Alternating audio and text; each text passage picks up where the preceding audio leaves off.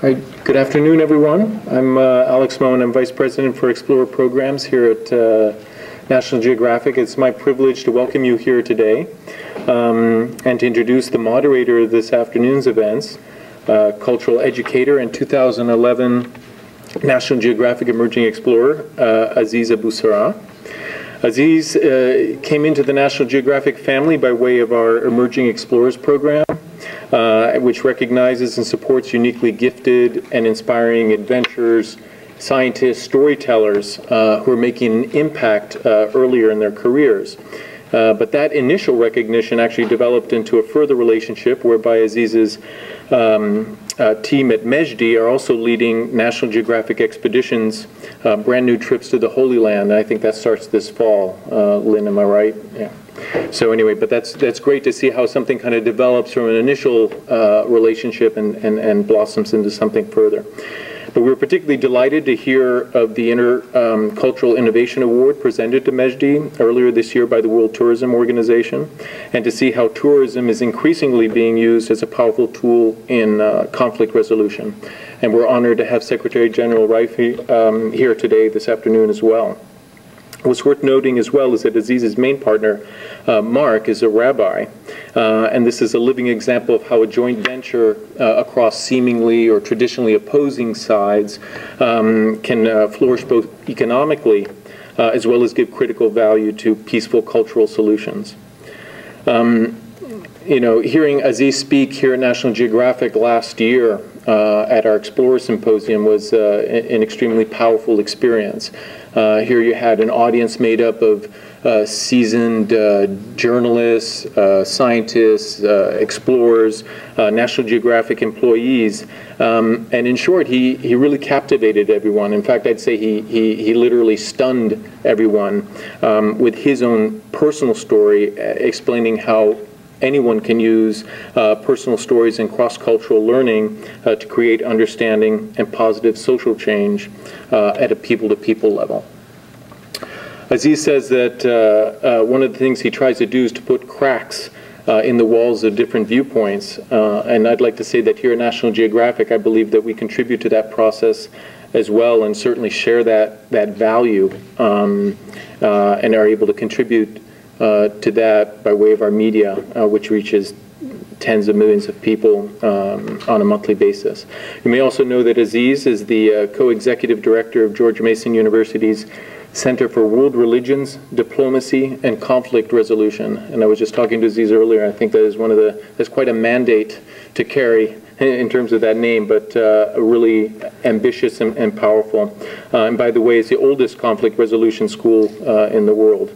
And there he builds alliances between Jewish and Arab Americans and has launched a unique study abroad program whereby he brings students to the Middle East and beyond. So it's my great pleasure to introduce Aziz Abusara.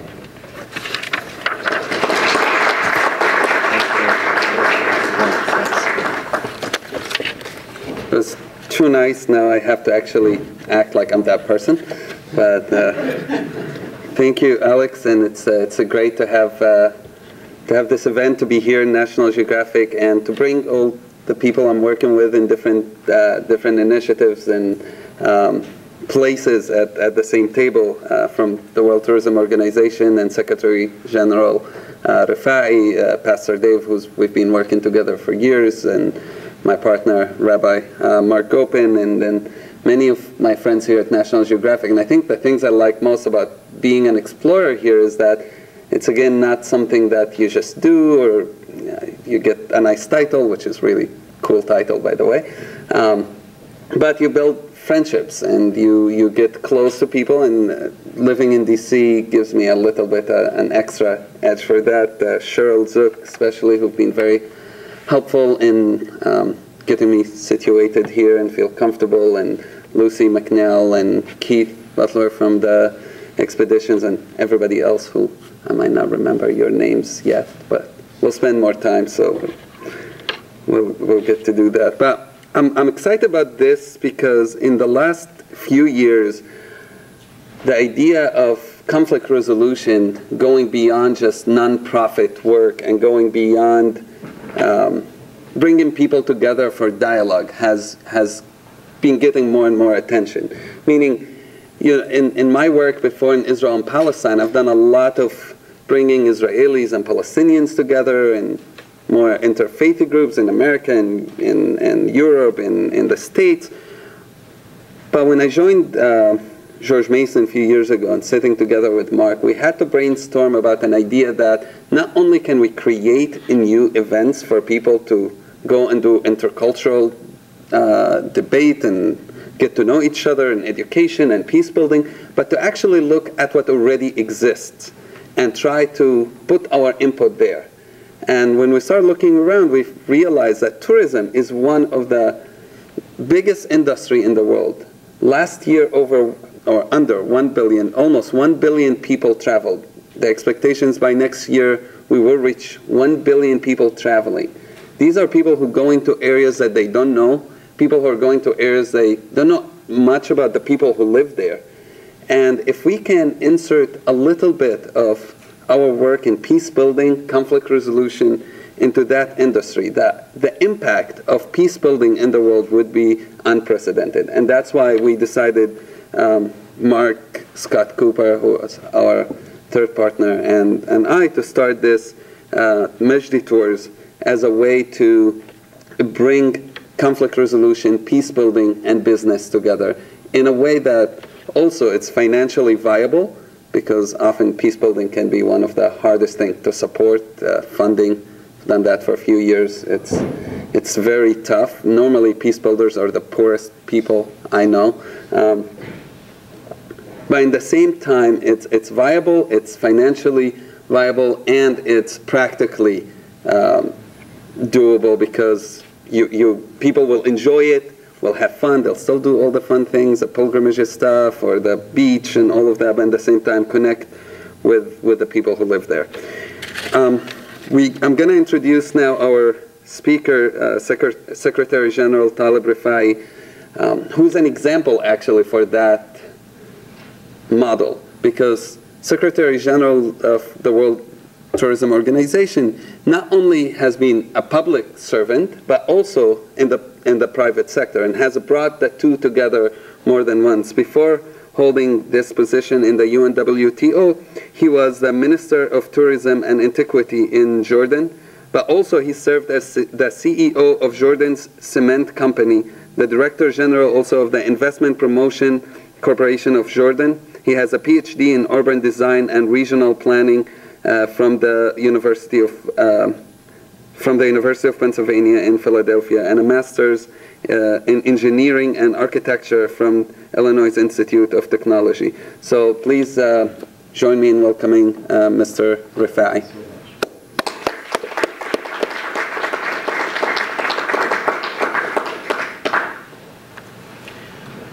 Thank you so much, Aziz. I apologize for those that have to probably turn their seats if they want to get their eyes as well as their ears.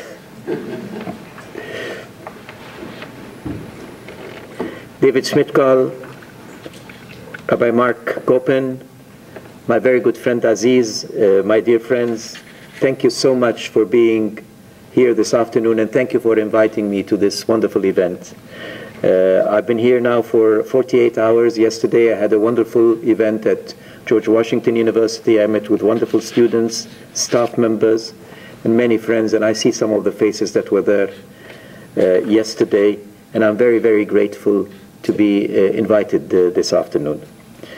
I also must start by bringing you greetings from friends and colleagues, and really people that wish you all the best, from Madrid, Spain, the headquarters of the UNWTO, the only United Nations organization based and headquartered in Spain, and from the UN family altogether, which we belong to as a specialized agency of that. And I must also thank National Geographic, our partner actually, our member in the UNWTO. It's good to be here. You're our members, but I've never had the chance to visit your offices here in Washington, D.C. We were privileged to be asked earlier this year, I think it was in January, if I'm not mistaken, when the Alliance of Civilization, the UN Alliance of Civilization, our partners now for the last 3 years, have asked me to become the mentor of Majdi. And I must confess at that time I wasn't sure what we were getting ourselves into. But I guess my very good friend George Sampaio, who's the former president of Portugal and now the High Commissioner for the Alliance of Civilization, knew what he was doing when he thought that we would probably make a good match together. And he never failed me to pass the right judgment, and I'm very happy and very proud to have been chosen to be your mentor, and at the same time to have received you only a few weeks ago in Madrid with your colleagues, and enjoyed very much meeting with you in Madrid. You are an example of those who take transformational power of tourism, which is what I would like to share with you and talk about, and use it to build a better society for human beings and for people. And that's precisely why we're very proud to be associated with you. Let me, at the risk of being a bit redundant, take a minute just to talk about UNWTO for those of you that may not have heard of us. It's easy to say I speak in the name of UNESCO or UNICEF because they have become very well-known brands. But it is very difficult, and I must admit, even when I accepted the job that I'm in, when I went home and told my family, my daughter told me, what is it exactly that you'll be doing and what is that organization?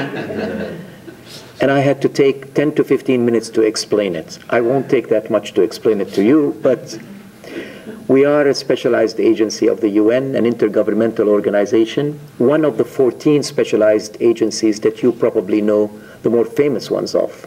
UNESCO, ILO, WHO, FAO, Atomic Energy Agency, and they are distributed all over Europe. We're one of the smallest, I must admit, but have become in the last few years one of the most active ones, not because we're better than the others, but because it seems like the mandate that has been given to us, which is travel and tourism, is becoming more and more important and impactful on people's lives and future and destiny. And it's become very much connected to the development agenda as never before. Since 2003, and only in 2003, we're the latest addition to the UN family. We were approved by the United Nations General Assembly to be a full-fledged specialized agency. And as such, I join all our colleagues and friends within the UN to shoulder the responsibilities of the two major issues that are at stake here: development, better lives for people, and peace. And of course, there is nothing more important than peace when we talk in a forum like this. Let me now take a moment to speak a little bit about why is travel and tourism important. Aziz touched on it a little bit. Let me just give you a few highlights, which I shared yesterday with a good crowd, enthusiastic crowd from George Washington University. Tourism today has definitely become a very central, important global phenomena. Never before has the human beings been able to move around the world as they are doing these days. Last year in 2011, we closed the year, exactly as Aziz said, at 980 million travelers crossing international borders. 980 million, 20 million short of a billion, which will be reached, Aziz, this year, not next year. By November or December of 2012, we will hit the historic record high of 1 billion people crossing borders in 1 year, in one single year. 4.2 more billion people will be doing domestic trips within their own national boundaries. But even if we talk about international tourism alone, that means that 1/7 of the world population are crossing borders. This has never been the case before. This has become an extraordinary phenomena that has exceeded all expectations, and people are not yet coming to terms with it. They don't realize the power and the energy that this movement of people has created. It has become culturally ingrained in our way of life. It is no more a prerogative of a wealthy elite or an adventurer, since we're talking here in National Geographic, or an explorer that is quite unique within his or her own community. It's a people's movement. And it's cutting across even social and economic classes. Rich and poor have to travel. Well, the poor travel in a different way, but they still feel the need to travel nowadays. It's become not just a need, it's got a point where it probably have reached the level of becoming a right of people, the right of people to move and roam around this world, just as the human beings have come to accept that there are certain rights that we cannot deny people from. The right for education, the right for proper health, the right for housing, and the right to travel. It may sound like it's a bit pushing it too far, but it is a fact, and it is becoming a fact in view of the numbers and the figures that are being now becoming a reality on the ground. And just to understand this, let me take you just for a minute a trip back 50, 60 years ago, at the close of the Second World War, let's say 1950. In 1950, the 1 billion that we have today were a mere 25 million. Only 25 million people crossed international borders per year in 1950. So in a little bit over 60 years, we moved from 25 million to 1,000 million to a billion. We moved from a mere 2 billion receipts in terms of economic revenues to 1.1 trillion US dollars in 2011. It's a gigantic move. And especially if you think about it in some more simple terms. In 1950, we have evidence to show that the majority of the people of the world, actually more than 70% of the people of the world, would never move in their entire life outside a circle of a radius of 100 kilometers. 70% of the people of the world would be born, would spend their life, and would die within that circle. To think of that and what has happened now is really something that we need to absorb, to understand the potentials, the energy, and the life of this industry called travel and tourism industry. But with that also, there are many things that happened since 1950. The places that people visited have become so open. There is hardly any place under the sun now that is not visited. Every place in the world is calling itself a destination. Visitors of the world in 1950, 75% would only go to Europe and would come out of Europe. Today, that share is down to 50%, which means that the other 50% are scattered all over the world. The share of Asia, for example, of international tourism in 1950 was 1%. Only 1% of world travelers went to Asia, the entire of Asia. Today it's 22%, and it's going to get bigger and bigger. So it's not just the size of the industry, it's what it is doing in terms of creating a more fair, a more balanced way of distributing the benefits and the wealth of those that are traveling. And why is that important? That's important because there is tremendous wealth that's being distributed. What is happening now is that most of this travel is actually traveling from north to south or to east, from those that have it to those that don't have it, from the rich to the less fortunate. And based on the figures that I've just mentioned, it is by far what we call at UNWTO the largest ever today transfer of voluntary funds from people to people. Undisrupted, unfiltered, without middlemen in between, by people that are visiting and paying to people in cab drivers, taxi drivers, concierge at the hotel, bellmen, vendors, restaurants, waiters, and so on and so forth. It is an industry that distributes its benefits, if well managed, to the largest possible base of beneficiaries. Now, what about beyond the economics and beyond the direct mundane benefits of money and jobs? 1 out of 12 jobs over the world are created by the travel and tourism industry. 8% of the jobs of the world, direct, let alone indirect. Every job we create in tourism creates 1.4 jobs in supporting fields. in food, in services. So if you invest in a hotel and that hotel works well and it employs 100 people, the cost of creating the jobs for 100 people is actually creating 240 jobs. We should keep that in mind, that there are jobs that are very valuable. They're jobs where people live. You don't need to move for the job. The job comes to you where you live. The jobs that are very, very much suited for young people, first entries to the labor market. And then they can go to other places after training and after becoming more attuned to the labor market. But beyond this economic benefits and the social and job creation that I was talking about, there's much more than that. And that's the main theme of the debate that we would hope to engage in today, which is this exchange that happened between people and people, direct, undisturbed, and true and genuine. It's about the exchange of stories, experiences, and beliefs. Human stories, real stories. You don't ever hold feelings of animosity or resentment to people that you have visited. You may like some things and don't like other things, but hatred goes away and stereotypes are broken apart. This is a fact. The more people travel, the more people interact with each other, the better they understand each other.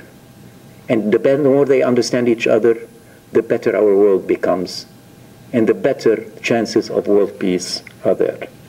There are millions of conversations, dialogues, and discussions that take place when people travel. And you can imagine that from your own experiences, I'm sure, regardless of where you've traveled or where you have been taken.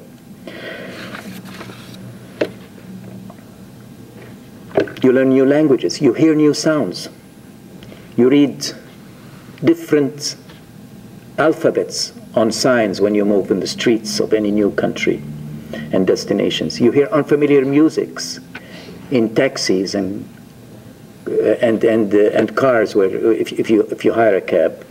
You taste different foods, you take different drink.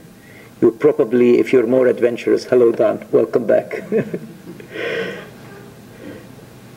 All of this can only happen by a true experience of a traveler in a place and in a destination that he or she has never been there before. It is an industry unlike any others that can give you the real, unfiltered experience and knowledge and in-depth of any new society. As a specialized agency of the United Nations, we are bound to uphold many of the principles that the UN was built for. You can have so many reservations and remarks on how this system of the UN functions or does not function. Many shortcomings. But the fact is that we remain the only viable system that the world has to hang its hopes on. And if there was no such a system, human beings would have to create this system in order to make the world function in a better way and keep hope alive. And as such, we have to uphold the fundamentals. Our statutes, Article 3 of our statutes, clearly states the following, and I quote, "The fundamental aim of the organization, the UNWTO, shall be the promotion and development of tourism with a view to contribute to economic development, international understanding, peace, and prosperity." It's very simple and very clear. And that's precisely why our partnership is of extremely sound, based on extremely sound reason and basis. Tourism, without doubt, is a force for peace and human rights. We cannot talk about peace without upholding the basic rights and the basic human values that we have come in the 21st century to uphold up high. We can only be a force for the good. We cannot tolerate, for example, that tourism can be used to commit some of the most unthinkable violations of human rights. The abuse of minorities, children and women in many parts of the world, the tourism infrastructure is and can and will continue to be used to make some of the most unthinkable practices. But we cannot associate ourselves with anything other than tourism in the way we know it and in the way we define it, which is one that is meant to make people's life a better life. And that is precisely why, Aziz, we're very proud to have the possibility of working together with you, because you are an example of a successful business model as well. And I think you alluded to that.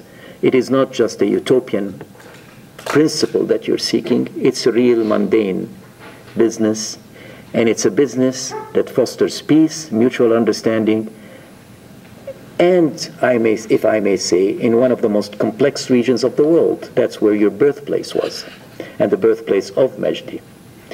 Mark, I was very, very delighted to have a few chats with you, and I have a very strong and clear feelings that we will be good friends as well. Mark is a rabbi.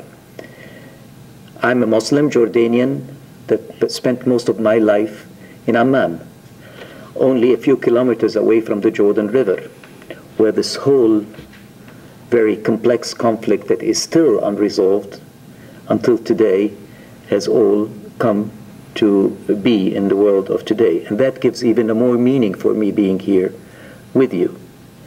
I also had the opportunity to see the other sides of the story. 1993 to 1995, I was sent secretly at that time by my government to open the first dialogue and the first discussions with our Israeli counterparts on a possible signature of a peace agreement that was actually concluded 18 months after we came here. And I spent 6 months here in Washington, D.C. at the time, not telling people that I'm here. We were walking around between hotels, state departments, a small group of people, 7 or 8 of us. We became so well friends, so good friends with our Israeli counterparts. We were not allowed at that time to talk to each other face to face. That was the instruction given to us. But then we decided only 2 weeks after we came here that, okay, our governments are not allowing us to talk to each other face to face, but they didn't say we can go and have a drink after that or go to a restaurant or have a dinner together. And every night we would go out and drink and talk. And the kind of relationship that we built together made me believe, and forever I will, and that's what I'm telling my children, and I will keep telling my grandchildren if I live long enough to see them. We're one people. There's absolutely no difference, and that's probably why it's making it more complicated. We're so similar, so alike. And there must come a day where this conflict would be resolved. Why am I saying this? I'm saying this because Majdi came out of this conflict, but it is an example that can be transplanted into other parts of the world. I congratulate you, and I pledge once again here in public, on record, that UNWTO will always be on your side, will support your cause, and will use your example in many other conflicts in many other parts of the world. And we're in the middle of all of that. We're trying to build some reconciliation efforts amongst the ex-Balkan countries, and tourism is the vehicle. We're trying to bring together many people and nations that were torn apart in the South Caucasus. We're doing that in many other parts of the world. We're trying to open up countries that have never thought or believed in opening up to the world. North Korea, Myanmar today are knocking on our doors, and we're going to be there. We are there to some extent. Dear friends, ladies and gentlemen, the business model, such as the one we are discussing here and we're honoring in the example of Majdi, is a very innovative way that can serve as an example for other companies and other peace builder initiatives. And in that regard, I call on all of you to recognize travel and tourism as a force for peace building, because the resources of this industry and its infrastructure is untapped and underutilized and not used enough to serve this very noble purpose. It is still seen as an activity and as a luxury and as an accessory to life, which it may be in the sense that it celebrates everything that is beautiful in life, but it is by far much more than that. It's people meeting people, people interacting, it's building world peace. Let me conclude by reminding you of a quote that was said by a great American president, John F. Kennedy, 40 years ago, more than 40 years ago, and I quote, he says, "Travel has become, 40 years ago, travel has become one of the great forces for peace and understanding in our time. As people move throughout the world and lean to know each other, to understand each other, and to understand each other's customs, and to appreciate the qualities of individuals of each nation, we are building a level of international understanding which can sharply improve the atmosphere for world peace." I think that is a very simple, very straightforward understanding to what this industry can do. Thank you so much, and I'm looking forward to a more interactive and engaging discussion. Thank you.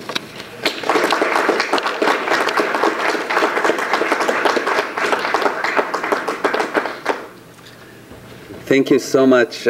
We feel very honored and grateful for the UNWTO, and especially for Mr. Rifai's support. When we got the award, we got it in Doha from the UN Alliance of Civilization, and they said it's not just mentoring, it's Mr. Rifai will become your actual godfather. And I got really excited, but I think they forgot to tell him that. So.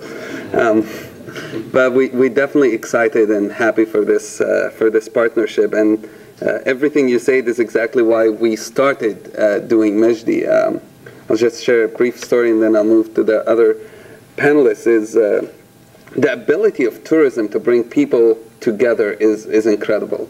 And one of the things we did is most of our tours, we have 2 tour guides, and if it's in Israel, Palestine, it'll be an Israeli and Palestinian, and as we're moving to other places in Egypt, in Jordan, in Turkey, we're looking at other models as well within these countries, because there are many narratives within each country. There is no one narrative and one story, and we want to hear all the stories. But in Israel, Palestine, we had one Israeli and one Palestinian tour guide go together for each tour, which is something that has never been done before. All the time, every day, you travel together and you hear the stories. But one group that was a bit interesting was a Jewish group with their rabbi who asked me if they can stay with Palestinian refugees in the West Bank. And this is an awkward question because not many, well, let's say not just not many, I haven't heard of anybody who's done this. And to go, and I had to explain to them, look, life in refugee camps are not that comfortable. They don't have, you're not going to get privacy. You're not going to get the extra room. You're going to have to live in, you're going to sleep in the living room and a mattress, and you're not going to get the nicest food possible. It's refugees who live there. And the rabbi said, yeah, it's fine. His group were not all radical lefty and just excited about it. There were people who mainstream American Jews.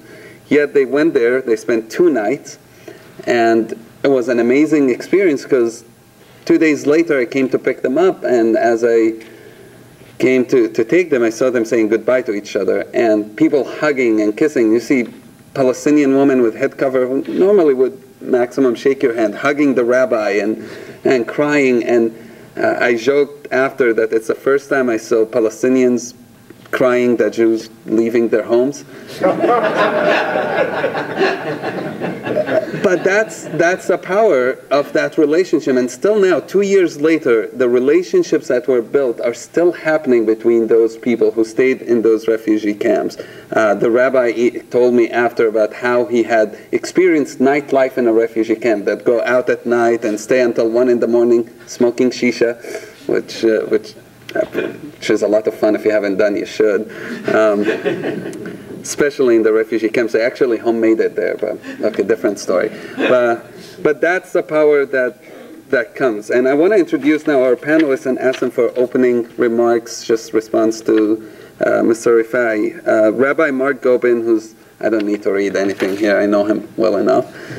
Rabbi Mark Gobin's a trained ultra-Orthodox, or Orthodox rabbi, not ultra anymore, but Mark is from Boston, moved to here as a professor and founder of the Center for World Religions, Diplomacy, and Conflict Resolution. He is one of the founders of Majdi. I know him for a few years. We spent tons of time together. He's one of the most amazing peace builders I know, and I have the honor to work with him and see him in day to day. But one of the amazing things about Mark is the way he treats everybody around him, his partners, the people who work with him. He was joking earlier about how nobody knows who's the boss in our center or in our company, because the way Mark has always acted is a friend more than anything else, and we all appreciate that. So I want to ask Rabbi Mark Gobin to do his opening remark, and then after that, Pastor Dave Schmidgall, who's a pastor in National Community Church here in Washington, D.C., which was recently named as one of the three influential churches in D.C., I think, by Washington Post, if I'm right. Well, yeah. And you can catch a special that was done recently on it also on MSNBC. He has also Masters in Conflict Resolution from Scotland.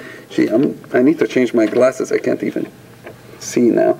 And I took Dave with his church to Israel, Palestine a couple times already, where they did volunteering, meeting Israelis and Palestinians and all of that, but also this year going to Egypt to work on reconciliation and being an example of reconciliation between Muslims and Christians in Egypt. So please. You can also talk there, or you can move to here. The microphone, I think, should be working. Which would you prefer? Microphone on the table. So. Good. Well, it's a pleasure to have all of you here. What a wonderful crowd.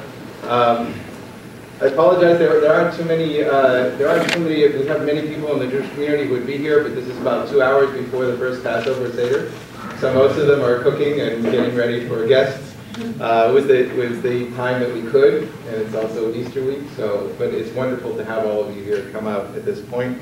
I'm really grateful to get to know you. And your speech and the way that you're framing everything is so inspiring to us, because it's exactly all of the reasons you stated are the reasons why we created this new construct in the world. And I just want to just frame it in a couple of ways. When I came into this building, this beautiful building, and I saw everything was so inspiring, and I turned around, and you'll see over the balcony outside this massive portrait.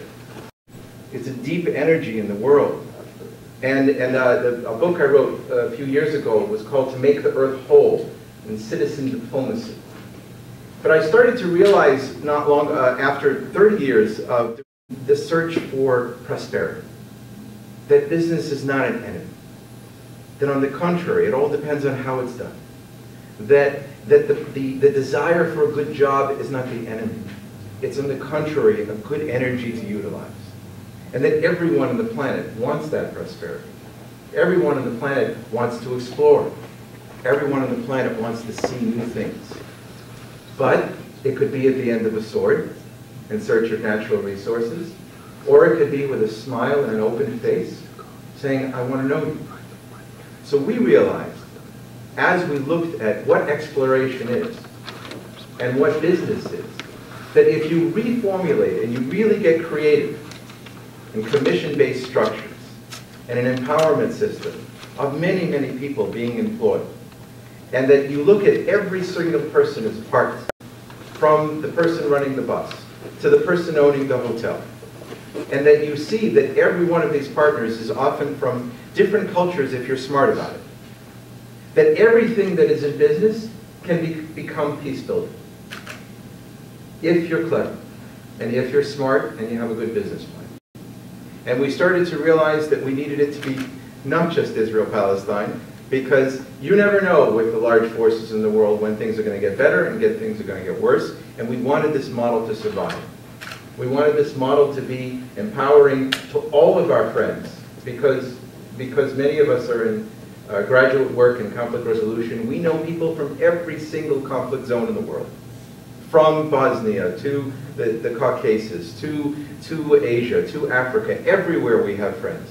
And everywhere they are friends across enemy lines, across lines of ethnicity, across lines of religion. And we see them as partners, but the energy was not being put into them. They were impoverished by just struggling for peace. So he said, it's time not to be strugglers against systems. It's time to utilize the best energies of the planet.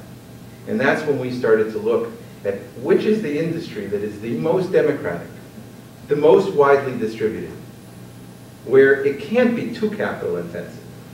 You know, somebody's going to get wealthy building a big hotel, it's true. But, gosh, there's so many people involved. I saw a movie recently, which I loved, called Tower Heist. And I don't know if any of you saw it. And it was great. And it was about this luxury apartment building in Manhattan, with Alan Alda as the big bad guy, which was great. I mean, Alan Alda was my hero growing up, but he was a bad guy, super rich guy at the top. But there were 100 people running that building, and it was like a United Nations. Every one of them from a different culture and religion, and they all struggled together to take care of each other. And I said, this is what we do every day. This is what we ended up doing. Our tour guides are from the Haitian refugee camp. Our tour guides are peace builders in Israel who were starving. And now we're, you know, my dream after the 90s, after the debacle of 2000, I wanted to put money in their hands. I didn't want to come talking about peace anymore. I want to put money in the hands of peace builders. And that's where we started developing this interesting model. Then we discovered there were people like that everywhere, in every corner of the globe.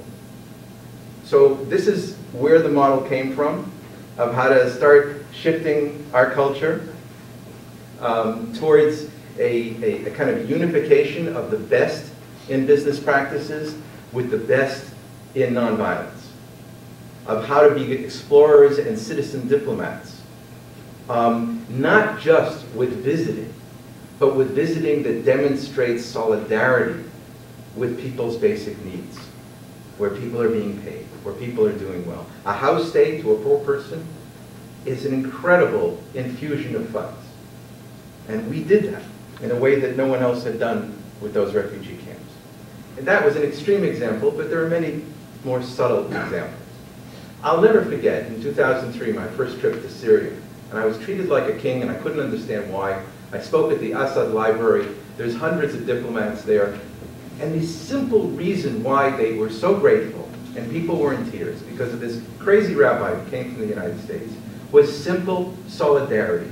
I dared to cross enemy lines and embrace them. I didn't yell against America. I didn't yell against Israel. I didn't do anything. All I did was embrace them.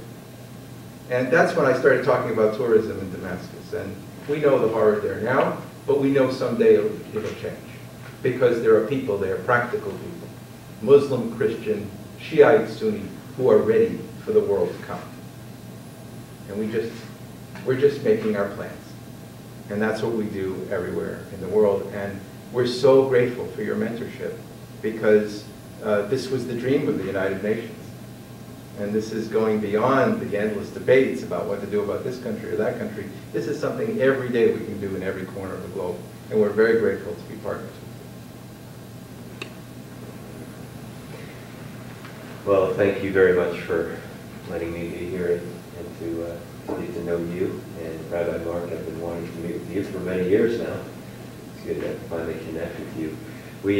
Our church represents the clientele of Mejdi. We've been on 2 trips already. In 2 weeks, we plan on traveling with Mejdi to Cairo in Egypt with the focus on peace and reconciliation. But our church is very young, 70%, 20-something, 70% unchurched and de-churched in the area, very interdenominational. We're denominational. So we got Catholics hanging out with Pentecostals, hanging out with Episcopalians, and it's a mishmash of craziness. And we absolutely love that. But what really drives us as a church is the belief that a church that lives within its 4 walls is no church at all. And much of our church history is built off of this idea of being sent. And we all know that there are very destructive examples and very constructive examples in which the church has been called and sent out to be an ambassador of peace to the world. And so we as a church feel very called to that. We send 15 trips abroad every year. and we support about 75 organizations around the world doing various efforts, ranging from economic development to dealing with issues in trafficking to HIV and AIDS.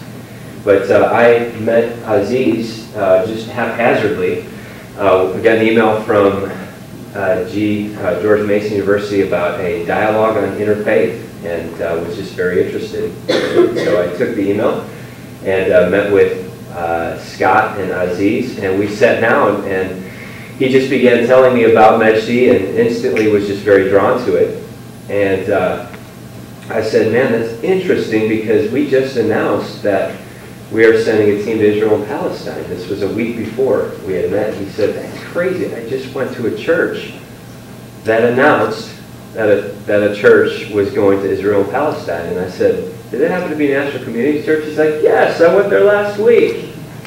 And just kind of this moment where we were really excited to see that he had checked out us, and there just seemed to be an instant connection. And he began to talk about the vision, which has been instilled here. And so our hope is always fourfold when we go on trips. It's built off of ACT. It's assisting the poor, caring for the sick, and transforming through reconciliation. And so this is a reconciliation trip. We have four things. We partner and fellowship with churches on the ground with an emphasis and focus on reconciliation in conflict and post-conflict zones. Number two, we study the conflict, both past and present. And number three, we listen. And number four, we try to, as much as we can, serve and meet human need. And so we build our trips around that, and Mejdi has been from the very start very involved in that process for us. And we absolutely love the fact that our team members come back filled with tension, having met with all sorts of people on the spectrum in all sorts of faith environments. And so the goal is not to agree or disagree. It's not to be pro-Palestinian or pro-Israeli. It's to recognize that we serve a God of justice, and the byproduct of conflict and post-conflict is injustice, and we're called to be ambassadors of peace in those environments. And so we very humbly try to walk in and serve in those capacities. And it's just been absolutely phenomenal stories coming out of our experiences as a result of our partnership with Mejdi. So thank you. Thank you. So I had some questions prepared, but I think as time is running, maybe we'll instead open it up for everyone to, if you have any questions for any of the panelists. Yes, Joe Manvel. And there's a microphone and everywhere on the table, so if you speak on the table, it should be, everyone will hear you. Ordinarily, a moderator would say, what's your question? And I have a statement, but it's historical precedent. About 25 years ago, I was working with an Irishman named Brendan O'Regan. And I don't even know if he's alive now, but he was one of the founders of the Irish Peace Institute. And he organized a number of conferences, communications and peace building was one of them. I met Ted Turner at that one. And this one was in Limerick, near the Shannon Airport, on tourism and international peace building. And he made all the points that you made in your presentation with numbers. Of course, the numbers have grown extensively since then. Brendan started selling sandwiches at Shannon Airport and built that enterprise, this goes well to Mark's point, into the Shannon duty-free airport. And somehow he got legislation passed that every plane flying to Ireland had to stop at Shannon. And they built the walkway even away to the restrooms. You had to walk to the duty-free shop. But the whole vision was he was a peace builder. He was working on ending the war between Northern Ireland and the Republic and the UK. He and one of his programs was developing a maracycle where people would ride bicycles from Dublin, from Belfast to Dublin on bicycles, crossing borders, and getting into the habit of communicating. And the Peace Institute itself was a consortium, a partnership between Ulster University in the north and Limerick University in the south. So there is a wonderful precedent, and it came out of the instinct to connect people in antagonistic relationships through tourism, providing the opportunity to meet each other, and create an environment that eventually evolved so that the formal diplomats could finally do the job that they were paid for, but had so much difficulty doing. I'm a former diplomat. Thank you. Yes, and please introduce yourself in the beginning. Yeah. Go ahead. Yes, my name is Alex Patico. I work with the Orthodox Peace Fellowship. Looking at the past, which is very useful, I'd like to turn towards the present and future and say that I have a special interest in the conflict between Iran and the West. And it's been interesting to me to see the impact on individuals. In the last 10 years, there have probably been over 500 Americans who have gone to Iran. I served in the Peace Corps in the late 60s in Iran and returned for a short trip in 2006. I wonder if any of you have particular thoughts about how we can quickly and urgently use tourism and citizen exchange to forestall yet another war. Thank you. Any of the panelists? Well, I can probably, I'm not sure if I have recipes for that, but I can share some thoughts because I've been to Iran several times. And I can say that there is a window of opportunity that we can capitalize on, being also and in parallel aware of what comes with it. Because it's not just a goodwill kind of endeavor. You have to also distinguish some of the things that be quite aware of the nature of the experience. Iran has established now, for the last 5 years, something called it's not an agency, it's more than an agency. It's like an institute for tourism, culture, and mutual understanding. It's On that trip in 2006, we met with the then head of that agency, Mr. Mashahi, who I happen to know very well, but who is not anymore there. He was the vice president of Iran at the time.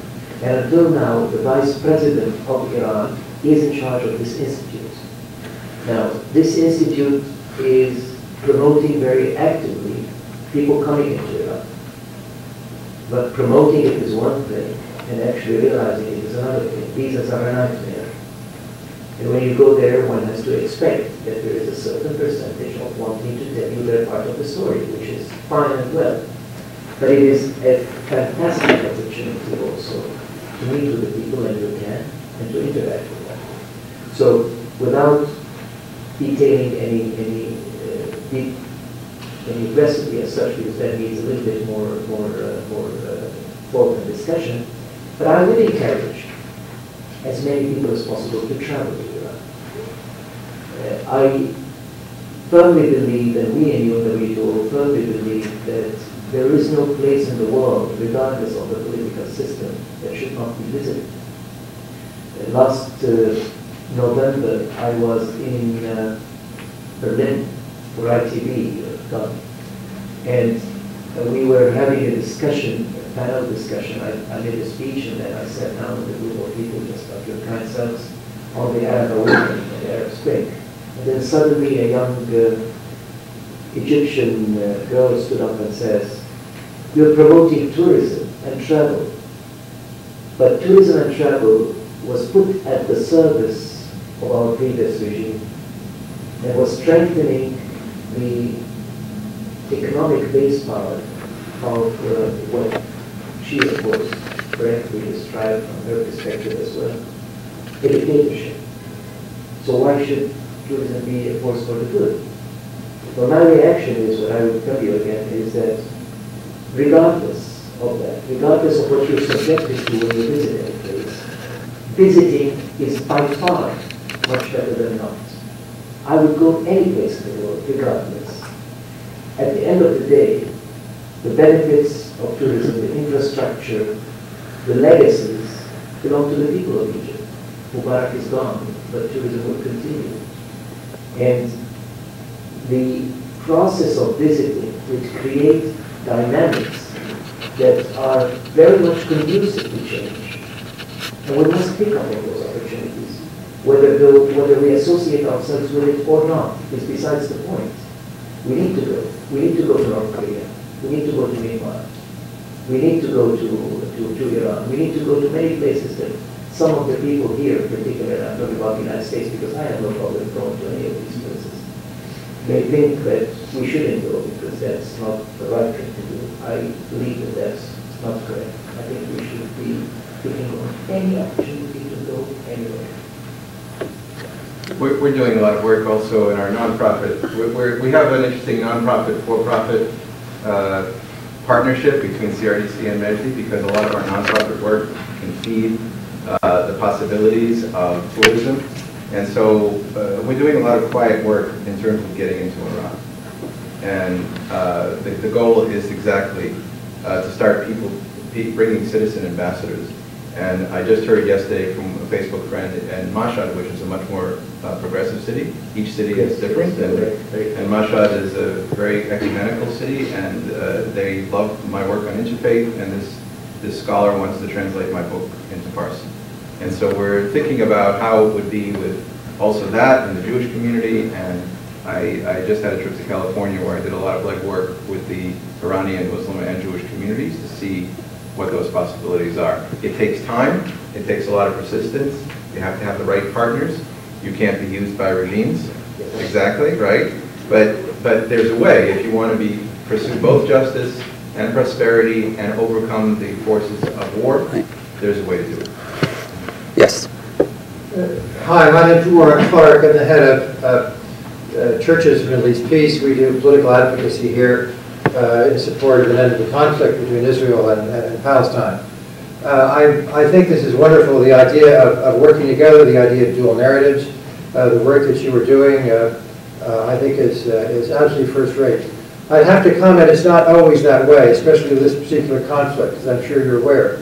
There are groups, sometimes very well financed, that purposefully are shown only one side of the conflict, or the other side of the conflict.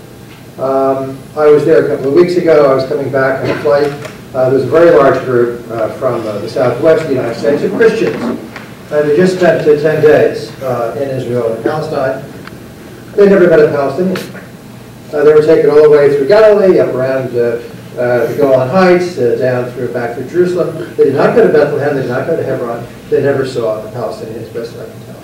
So there are ways in which organizations can work against a reconciliation. And I think it's wonderful what you're doing.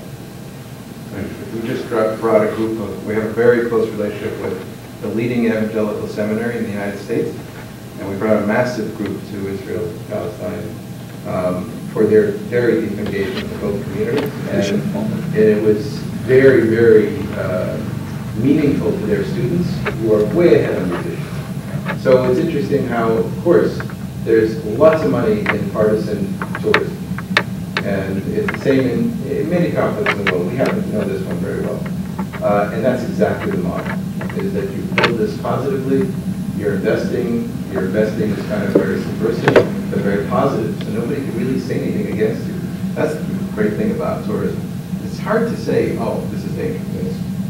It's just really positive investment. So I guess the question for me that I think is essential to try to incorporate into any peace tourism adventure.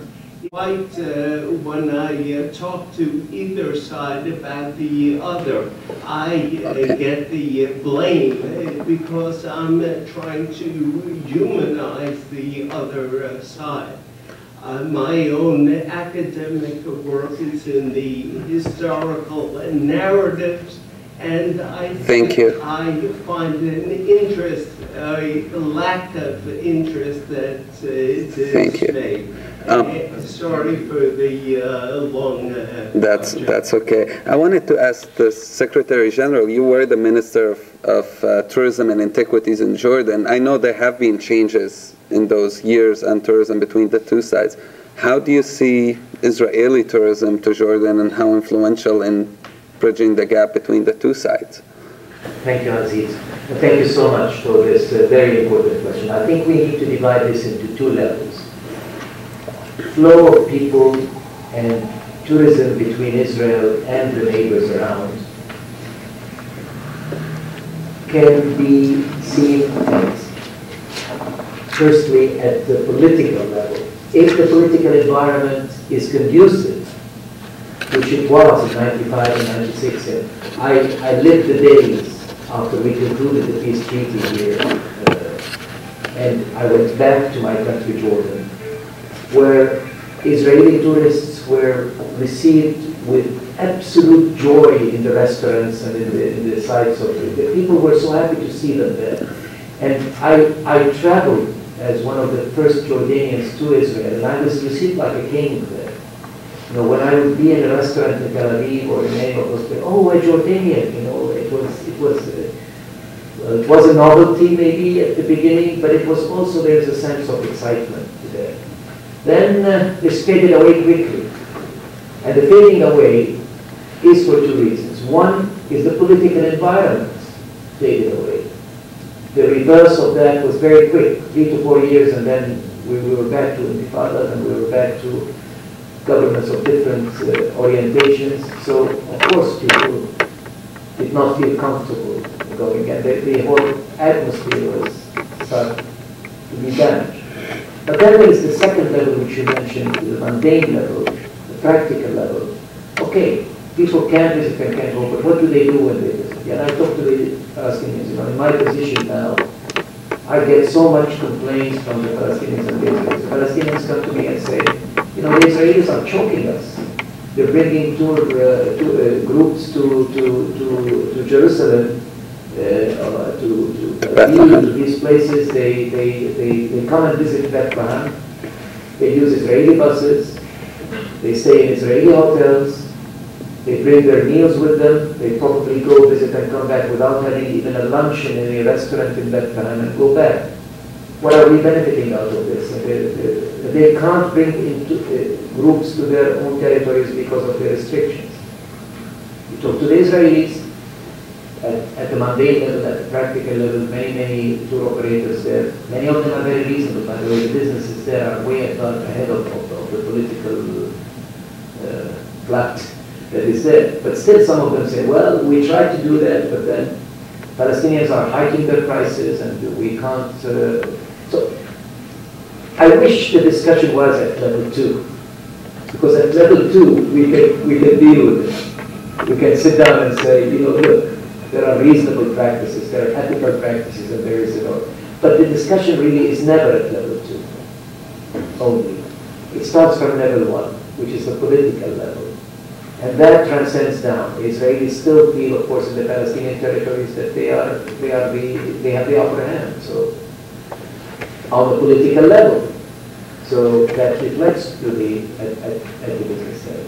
So, in a nutshell, my response to you is, let's not be too frustrated by the level 2, by the practical level, because these are echoes and reflections of the political environment. And let us work on changing the political mood. And changing the political mood can only be made with no cutting corners, like Mark just said. Long-term, persistence, keep doing this, keep bringing people, keep having people bring partnerships, strengthen examples like this. There are no shortcuts, unfortunately. We've seen it, I've lived it. Me and the state of Israel were born in the same year. I've lived it all. I've lived it all, and I've seen the ups and downs. It can happen and it will happen, I know. But we simply have to keep saying the right thing and sounding the same voice. There are no shortcuts. I'm sorry that my answer is not one of practical nature, but don't think we can consume our energies in trying to convince Israeli groups to buy lunches in Petra as opposed to bring their boxes, which they are doing now. Because, so what? I just want to add to that what Aziz and I have discovered, our team, Scott and Aziz and I, is the incredible, you said about how similar we are. There's so many very pragmatic Palestinians and Israelis who have a very similar nature when it comes to pragmatism in business. And very often, especially on both sides today, people have no interest in talking about peace, but they're interested in pragmatism very often if there's an opportunity. I was shocked that I have a sister who's an ultra-Zionist, ultra, no interest in peace whatsoever. But she wanted to take a group of ultra-Orthodox women and shop in Hebron.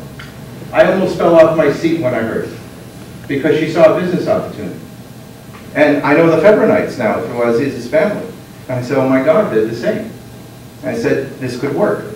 I don't think I would make her tour guide. I think that, that could get rough. But the point is that pragmatism and business and common needs has a way of shifting politics. So that, because politics is a function of how many people are telling a prime minister to be radical or not. So there's a way in which this is just an engine waiting to go.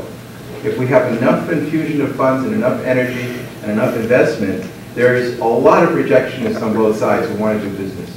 And I see this in many conflicts in the world. And then the business, if it's done well, not asymmetrically, but done well, it can create real friendships where there is no political common ground, but there's a friendship ground, and that creates change. Aziz, may I just say, I think what Mark said is absolutely correct. 95, when I went back to Jordan and I was asked to be in charge of the tourism and the first sector that reacted positively to the peace treaty was tourism. In less than 2 months, there was a company, a tour operator from Israel, a hotel owner, the Palestinian in Palestine, and the bus owner in Jordan that just naturally decided that they can work with. They saw an opportunity and they went to it. I think before any other sector even started to think about so-called feasibility studies and this and that, these people were just rolling their sleeves and working. It was absolutely the first industry, the first sector to respond to this. It's the nature of this industry. Thank you. Last question. Go ahead. Hi, I'm Krista. I'm senior editor of Palestine Notes. Okay. You have the last question. You have to be loud. Okay. I'm Krista, and I'm the senior editor of Palestine Notes, news and commentary blog. And what I wanted to ask about was your views on how proponents of the boycott, divestment, and sanctions movement could be incorporated or integrated into the model, because obviously their main concern is isolating Israel and Israeli institutions and businesses as a means to ending the occupation. So I just wanted to hear a little bit from you about how that movement could be or couldn't be incorporated in the field. Aziz, do you want to, you've written the most on this, so. Well, if none of you wants to answer, I can answer anything. I can always talk. But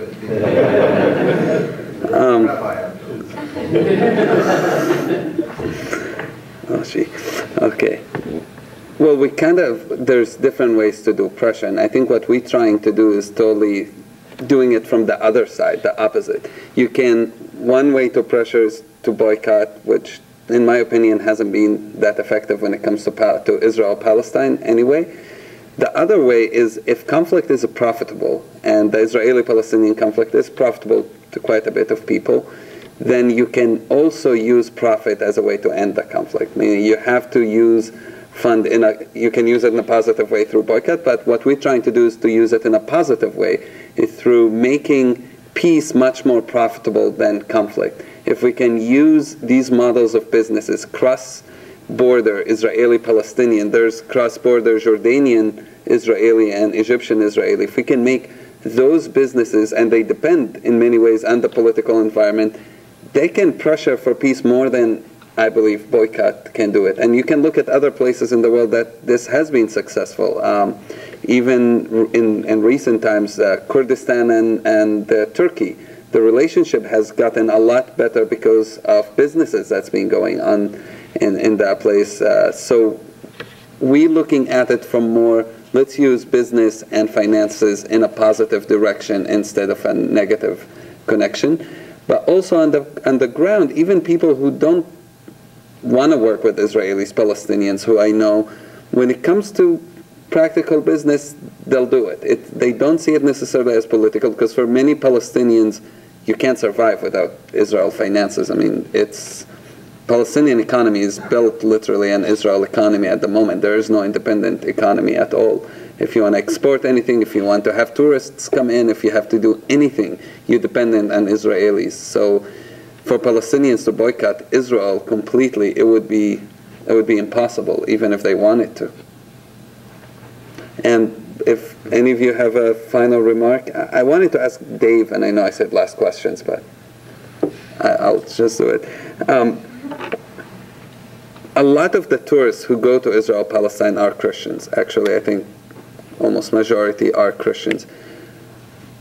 But many of them don't do this dual narrative trips. Many either are more on the left and go and want to spend time with Palestinians, and it's the less groups. The majority are more going and spending time on the Israeli side.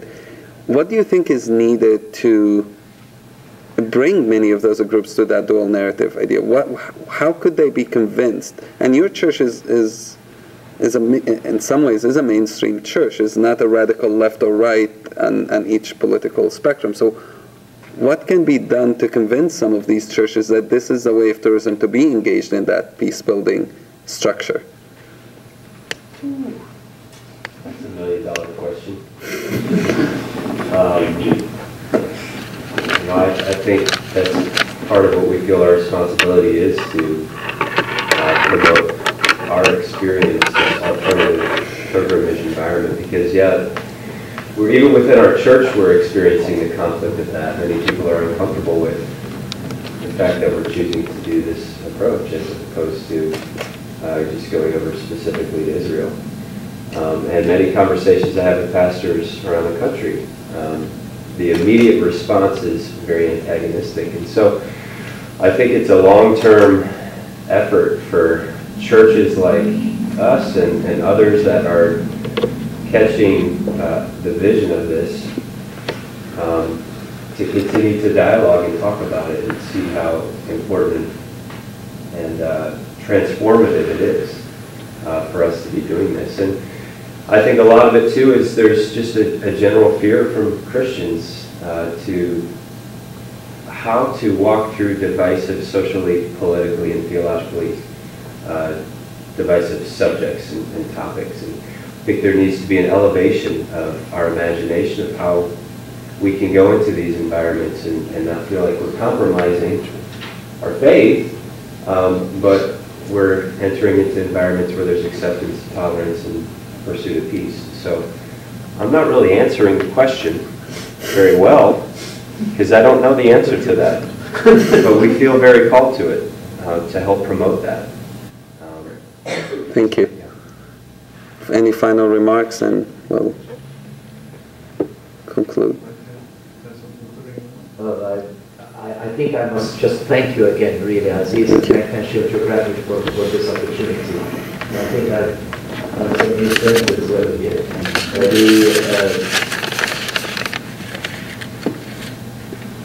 The power of tourism and travel, I want to repeat, is untapped and underutilized so far for the cause of peace building. It is still seen very peripheral to that cause, and I hope you all help us in doing this. I would like to just conclude, just to go back to travel and tourism as opposed to the Israeli-Palestinian issue, which I am ready to continue to speak about much more in different forums here. This is the age of travel, without doubt, whatsoever. I think 20, 30, 40 years from now, future generations are going to go back and say, this was the time where people decided to defy borders and move all around the earth. I think the way I see it, the world a few thousand years ago started by exchanging goods. Products started to move across borders, and we called it trade. Then capital started to move 500, 600, 700 years ago, I don't know. And last century, it was information that started to move. This is the age of people moving. And unless we see it in that perspective, that this is a revolution, this is a new era, a new way, then we will fail to see the power that we are not tapping and not utilizing. And there is no better cause in utilizing this new energy and new power than the cause of peace. So I once again thank you for putting this wonderful event together, and I hope you all become engaged and involved in this. Pastor, I hope that next time when we come there will be 10 more pastors here with us, talking exactly the way you're talking, because we need you. We need the power that you represent in our part of the world. Thank you. And thank you all. I want to just remind you, we have a reception downstairs, so please join us to have conversation more one-on-one, and thank you so much for joining us. And I want to thank again the speakers, Pastor Dave, Mr. Secretary General, Talib and Rabbi Gopin. Thank you.